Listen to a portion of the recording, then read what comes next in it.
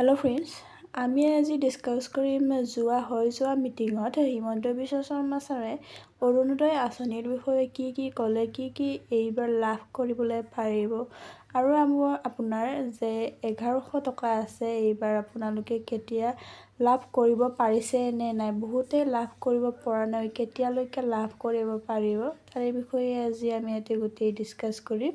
যদি ভিডিঅ'টো ভাল লাগে লাইক কৰিব, কমেণ্ট কৰিব আৰু ছাবস্ক্ৰাইব কৰিবলৈ নাপাহৰিব। এইবাৰ চাব পাৰে মহিলাসকলে 37 লাখ প্লাছ মহিলাসকলে এইবাৰ অৰুণোদয় আঁচনি লাভ কৰিব বুলি কোৱা হৈছে। আৰু আপোনালোকে জানে যে শিৱসাগৰ, চৰাইদেউ, গোলাঘাট, যোৰহাট জিলাৰ অৰুণোদয় হিতাধিকাৰীসকলে এইবাৰ 2500 টকাকৈ লাভ কৰিব আৰু বেলেগ ডিষ্ট্ৰিক্টৰ 1100 টকাকৈ লাভ কৰিব, কাৰণ 150 টকা বানপীড়িত লোকৰ কাৰণে দিয়া হৈছে বুলি কোৱা হৈছে। আৰু এই 11 টকাটো আপোনালোকে এতিয়ালৈকে লাভ কৰা নাই নেকি? যিহেতু যোৱাকালিহে মিটিং হৈ গৈছে, সেইকাৰণে চৰকাৰে লাহে ধীৰে আপোনালোকৰ যি 11 টকাটো ভৰাই আছে, সেইকাৰণে কিছুমানৰ তাতহে এই 11 টকাটো ফাৰ্ষ্টত সোমাইছে। আৰু আপোনাৰ তাত যদি সোমোৱা নাই এতিয়ালৈকে, তেতিয়াহ'লে আপোনালোকে টেনশ্যন ল'ব নালাগে, কাৰণ লাহে চৰকাৰে দি আছে, সেইকাৰণে আপোনাৰ বেংকতো লাহেকৈ সোমাই যাব। আজি নহ'লে বা কালি সোমাই যাব, এনেকৈ আপোনালোকে টেনশ্যন ল'ব নালাগে। এইবাৰ আৰু হিমন্ত বিশ্ব শৰ্মা ছাৰে আৰু এটা ঘোষণা কৰিছে অৰুণোদয় হিতাধিকাৰীসকলৰ কাৰণে। যদি অৰুণোদয় হিতাধিকাৰীয়ে আপোনাৰ যি পইচাত আছে সেইটো একেবাৰতে ল'ব বিচাৰিছে, তেতিয়াহ'লেও ল'ব পাৰিব।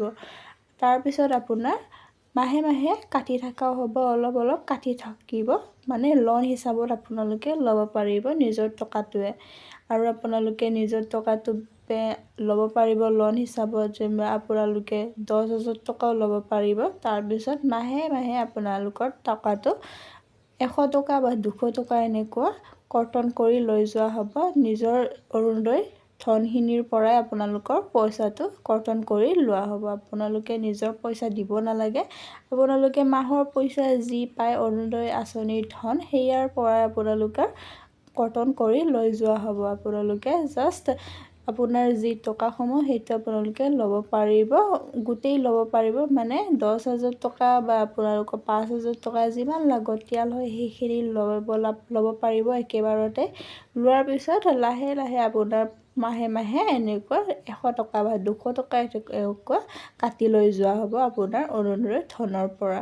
এইখিনি সুবিধা কৰি দিম বুলি কোৱা হৈছে হিমন্ত বিশ্ব শৰ্মা ছাৰে, আৰু বহুতো কিবা সুবিধা কোৱা হৈছে। আজি আমি এইখিনিয়ে ডিছকাছ কৰিছোঁ আৰু পিছলৈ কিবা ডিছকাছ কৰিম আমি। ধন্যবাদ জনাইছোঁ। টকা পাওঁ, কিন্তু আজি মই তৎকালীনভাৱে মোক 2000 টকা লাগে, 3000 টকা লাগে, তেতিয়াহ'লে আপোনালোকক আমি এটা ভৱিষ্যতৰ দিনত সুবিধা কৰি দিম যে আপোনালোকে সুদত কাৰো পৰা টকাটো ল'ব নালাগে। অৰুণোদয়ৰ পৰাই আপোনালোকে 2000 টকা আগতীয়াকৈ ল'ব পাৰিব। পিছত আমি 200 টকা কৰি আপোনালোকৰ পৰা অৰুণোদয়টো কাটি আমি গৈ থাকিম।